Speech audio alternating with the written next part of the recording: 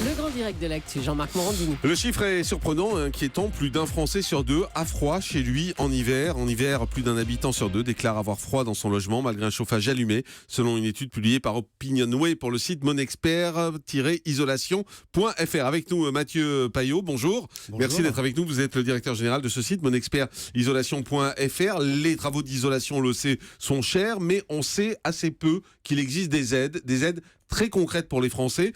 On va essayer de faire le point sur ces aides. D'abord, il y a un crédit d'impôt.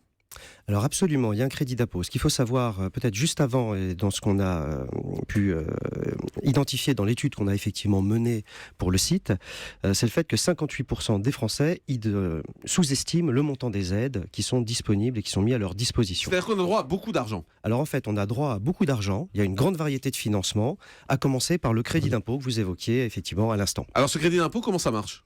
Ce crédit d'impôt, ça marche, ça permet de financer 30% de 30% des travaux d'isolation, effectivement, et cela sans condition de ressources.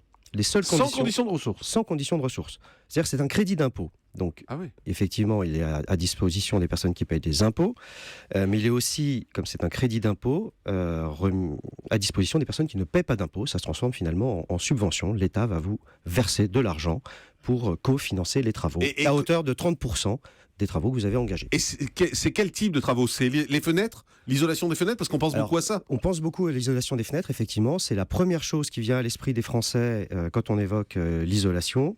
En revanche, ce qu'il faut savoir quand même, c'est que la principale source de déperdition, c'est les combles, puis ce sont les murs, et effectivement viennent les fenêtres en 3e, 4e ou 5e position. Donc si on décide de faire ces travaux, de faire de l'isolation chez soi, on a droit, quel que soit son revenu, à 1 000 € d'aide. C'est fou quand même. Plus de 1 000 € d'aide. On a droit à un tiers, quasiment 30% de l'investissement. Donc si vous avez effectivement 3 000 € de travaux, là vous avez effectivement 1 000 € d'aide, mais c'est 30% du montant des investissements. C'est plafonné à 8 000 € pour une personne seule et à 16 000 € pour un couple et 400 € par personne supplémentaire dans le foyer. Il y a une TVA réduite également ? Il y a une TVA réduite, elle est à 5,5% pour ces travaux d'isolation. Vous avez aussi ce qu'on appelle l'éco-prêt à taux zéro, bien sûr, qui va vous permettre d'avoir un prêt qui s'échelonne entre 10 000, on va faire simple, et 30 000 €, donc à taux zéro. D'accord, c'est-à-dire qu'on emprunte de l'argent et on ne paye pas d'intérêt dessus. Absolument, vous n'avez pas d'intérêt, c'est l'État qui paye des intérêts pour vous. Alors c'est des prêts qui peuvent s'échelonner sur une dizaine d'années de mémoire, mais ça on pourra le vérifier. D'accord. L'intérêt aujourd'hui, c'est de savoir face à tout ça, à qui on s'adresse, comment on fait pour savoir les aides auxquelles on a droit, comment on demande à qui ce prêt à taux zéro ? Effectivement, alors le prêt à taux zéro, en l'occurrence, il faut s'adresser aux banques qui sont partenaires de l'État. La plupart des grands réseaux bancaires le sont.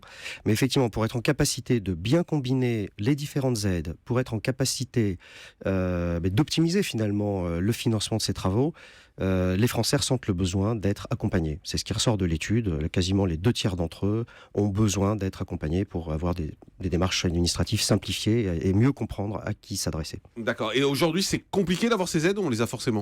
Alors, il y a des conditions. C'est notamment le fait de poser du matériel qui est performant, qui est reconnu par l'État comme étant performant. Donc c'est du matériel agréé en fait. Ah oui, c'est du matériel agréé, vous ne pouvez pas poser n'importe quoi. Et il faut le faire poser par un professionnel, et pas n'importe quel professionnel, par un professionnel qui est labellisé RGE, reconnu garant de l'environnement. D'accord, et donc avec avec le matériel et avec ce professionnel, là on aura droit sans problème à toutes ces aides. Absolument, absolument. Eh bien absolument. Merci Mathieu Payot d'avoir été avec nous, directeur général du site monexpert-isolation.fr. Une pause et le dernier mot de l'actu. À tout de suite sur Europe.